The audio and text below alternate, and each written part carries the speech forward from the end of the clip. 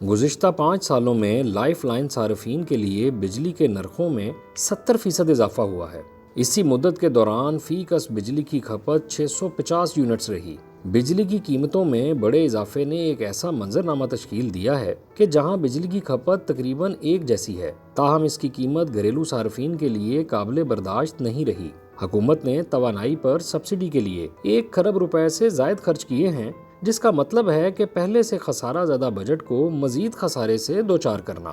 Profit کے لیے اپنے کالم میں عمار ایچ خان لکھتے ہیں کہ فی گھرانہ بجلی کی کھپت میں اضافہ معاشرے کی خوشحالی کا بنیادی اشاریہ ہے، تاہم مسلسل کئی سالوں تک بجلی کی کھپت ایک جیسی رہنا اس بات کا اشارہ ہے کہ لوگوں کی آمدن جمود کا شکار ہے اور بڑھ نہیں رہی۔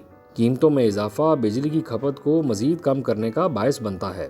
لائف لائن کنزیومرز وہ گھرانے ہیں جو 200 یونٹ تک بجلی استعمال کرتے ہیں۔ زیادہ تر سرکاری سبسڈیز انہی گھرانوں کی مدد کے لیے ہوتی ہیں، تاہم سبسڈی کے باوجود ٹرانسمیشن اور ڈسٹریبیوشن کے ناکارہ ڈھانچے کی وجہ سے انہیں بجلی کی بندش اور غیر اعلانیہ لوڈ شیڈنگ کا سامنا کرنا پڑتا ہے۔ چونکہ پاکستان بجلی بنانے کے لیے درآمدی ایندھن پر انحصار کرتا ہے، اس لیے حکومت کی جانب سے ایندھن درآمد کرنے میں ناکامی بھی ایسے مسائل کا سبب بنتی ہے کہ اضافی پیداوار کے باوجود صارفین کو لوڈ شیڈنگ کا سامنا کرنا پڑتا ہے۔ ایک اندازے کے مطابق پاکستان میں بجلی کے گھریلو صارفین میں سے تقریباً 55% لائف لائن کنزیومرز ہیں، یعنی جو ماہانہ 200 یونٹ سے کم بجلی استعمال کرتے ہیں۔ ان گھرانوں کو شمسی توانائی پر منتقل کرنا ممکن ہے، یعنی وہ اپنے لیے بجلی خود پیدا کریں اور اضافی بجلی قومی گرڈ کو بیچ دیں۔ یوں ہزاروں منی گرڈ بن سکتے ہیں۔ منی گرڈ کسی علاقے میں بھی چھتوں پر شمسی پینلز لگا کر بنائے جا سکتے ہیں اور انہیں آپس میں منسلک کر کے اس علاقے کی بجلی کی مجموعی کھپت سے اضافی بجلی بیچی جا سکتی ہے۔ مثلاً 2021 کے اعداد و شمار کے مطابق پنجاب کے 1,86,00,000 گھرانوں میں سے تقریباً 1,07,00,000 گھرانے لائف لائن کنزیومر ہیں۔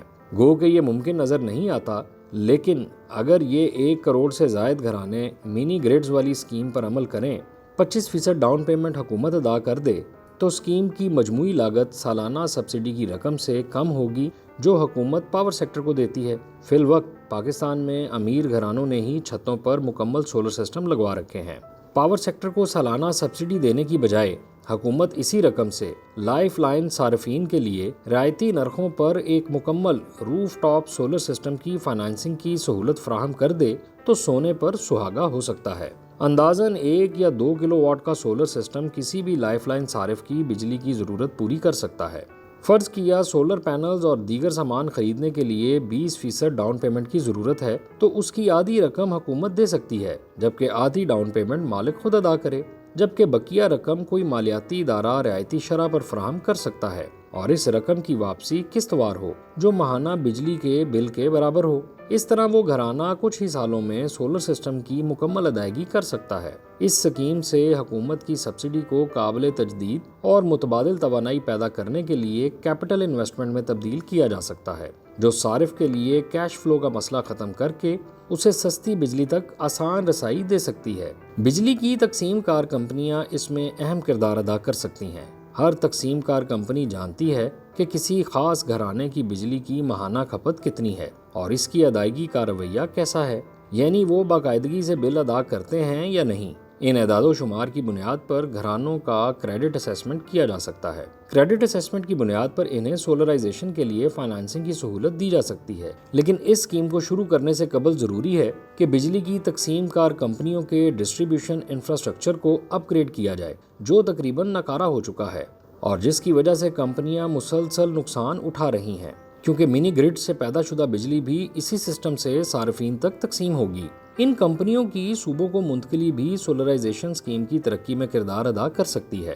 روف ٹاپ سولرائزیشن ایک قابل عمل منصوبہ ہے جس کی کئی مثالیں موجود ہیں۔ پاور سیکٹر کی موجودہ سبسڈی کم آمدن والے گھرانوں کو سستی اور قابل تجدید توانائی فراہم کرنے کے لیے مختص کی جا سکتی ہے، اس لیے گریڈ انفراسٹرکچر میں بھاری سرمایہ کاری کی ضرورت ہوگی۔